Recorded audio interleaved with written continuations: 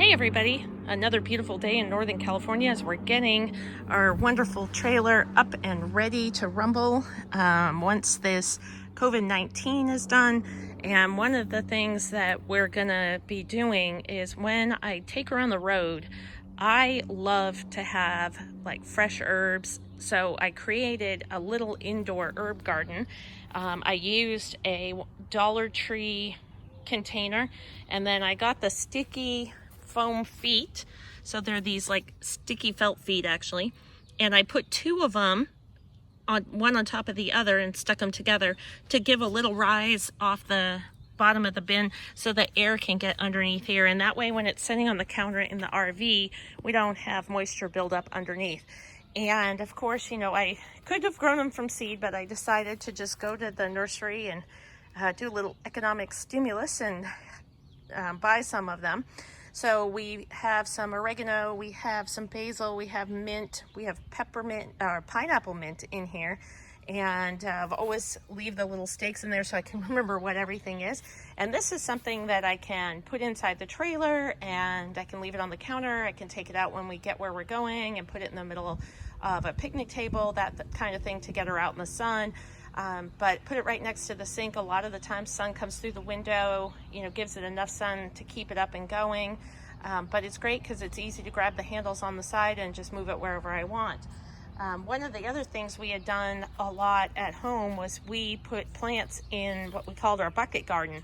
And we got these wonderful food grade buckets from a local manufacturer that makes food products, and this is what they get spices in. I think you can also get food grade buckets on Amazon, that kind of thing, to do this, because you want to definitely have food grade buckets because they're BPA free, that kind of thing. You could look at Lowe's and Home Depot. I know that they have buckets, I just don't know if they have the food grade ones, so you'd have to ask. And then what you do is you take the buckets, and before you put anything in them, you drill a couple of holes in them on either side, about an inch or so up, and that's the drain to drain out when you water them. And then fill them full of really good potting soil.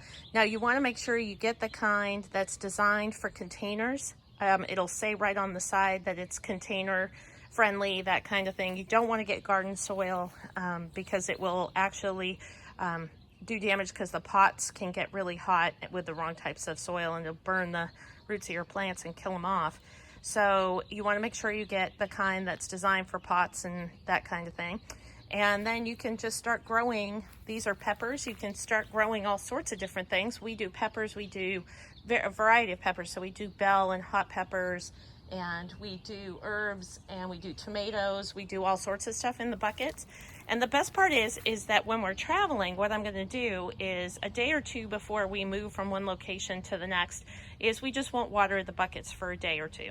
And that'll make them lighter, have less water issues. But then what we're also going to do is we're going to take the white garbage bags that have the cinch sack handles kind of thing.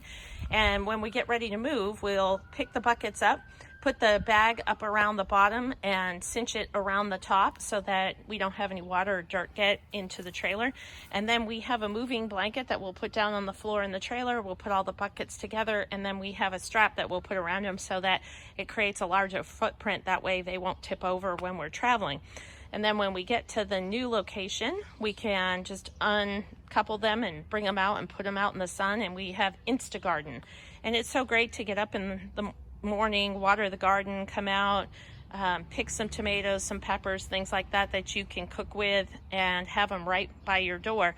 And done right, these will last months and months as long as you keep them up and going, and keep watering them. Make sure they get fertilizer, because they are in a bucket, so that it doesn't really have the ability to get nutrients from other around the soil that's right around the plant, obviously, because it's in a bucket. So we do get these that have a lot of the times the professional grade soil, or we do the Miracle-Gro moisture control that also feeds for up to 6 months. But then we do put in additional fertilizer to keep them going, and it's great. It's very economical. It's also fun, and then you know what's gone on your food because you grew it yourself.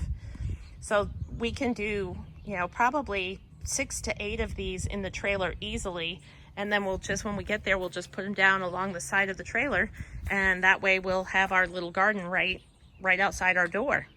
So we can do indoor, you can do outdoor, but you can actually have a transportable garden. You could also put these, if you don't want to put them in the RV, if you're towing, like we have a trailer, if you're towing with the truck, you could also put them in the flip up the back seats. If you have a crew cab, flip those up, put them in the back, or take a big leaf bag and cover the whole thing and put it in the back of the truck. That way you don't blow the branches off and break them, but you could do that as well until you get to the next location. So lots of different options to have your own transportable garden, and you don't have to not garden because you are living full-time in a trailer or an RV. There is an option for you guys to have your own garden.